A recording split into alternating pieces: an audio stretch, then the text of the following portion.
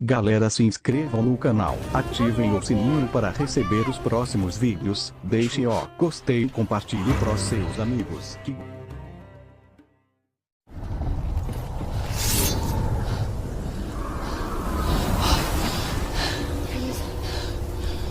Stormy seas and lost souls. Who is it? She's dreamt of this before. It's coming. Is it? Is it? Is it?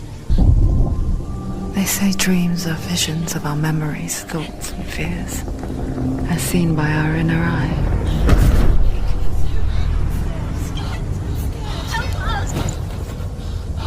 But what if each one of us is always dreaming, even when awake?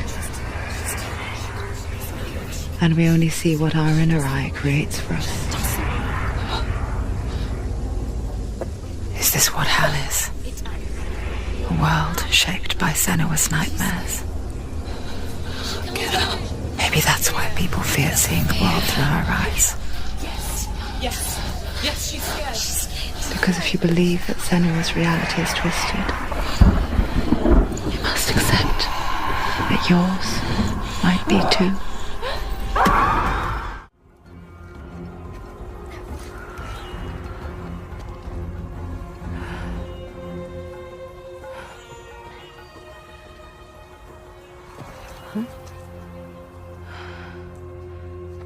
Worth it? Impressive. Yeah. Now, how do we get off this thing? Good question.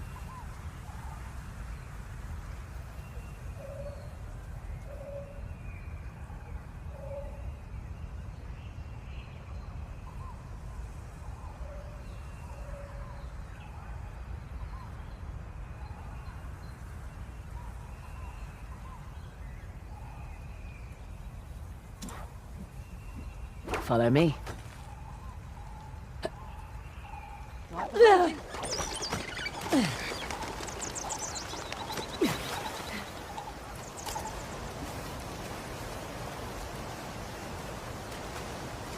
Right. Reckon we can cut through the city and get back to the gate. I'll take point. Stay close. Lead the way.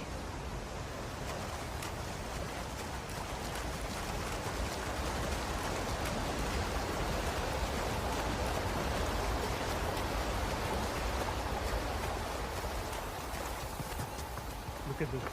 We're making progress, Down. no? Maybe. But check out this watch.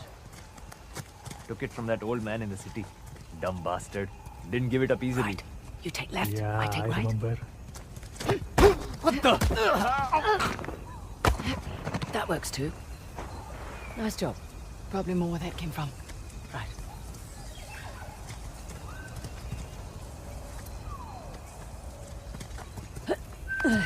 Above you.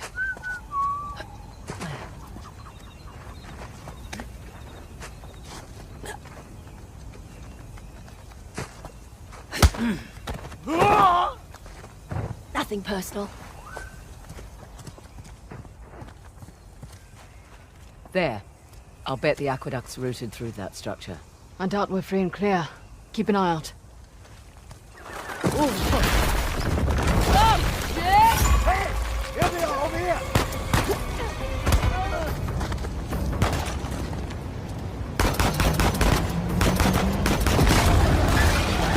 It's a song! Get to the building! Go!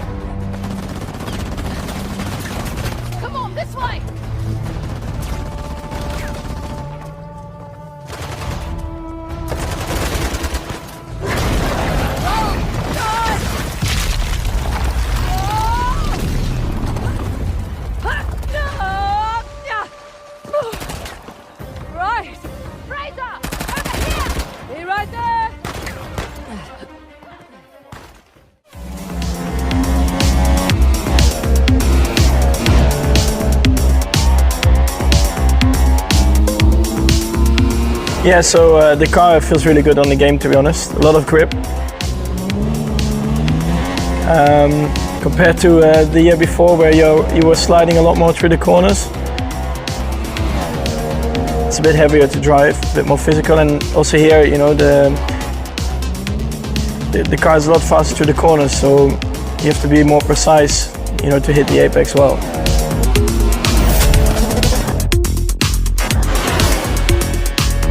Yeah, so the main difference is you feel the car is a bit lighter, and the top speed is definitely a lot slower. For me, the big standout is of course the noise. Sound of the engine is quite a lot different.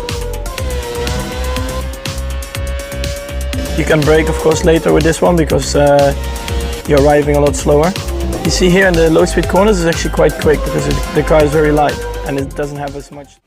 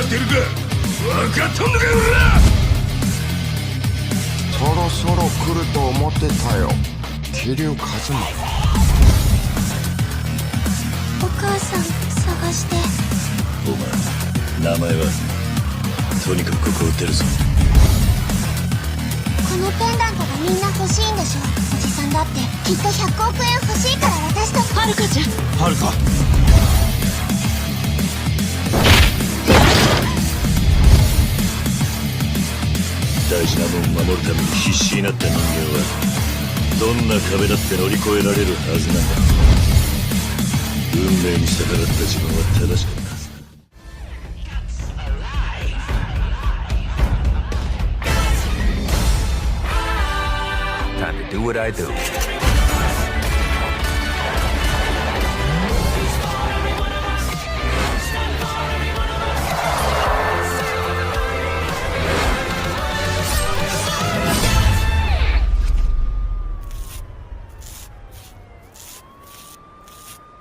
Let's kill some shit.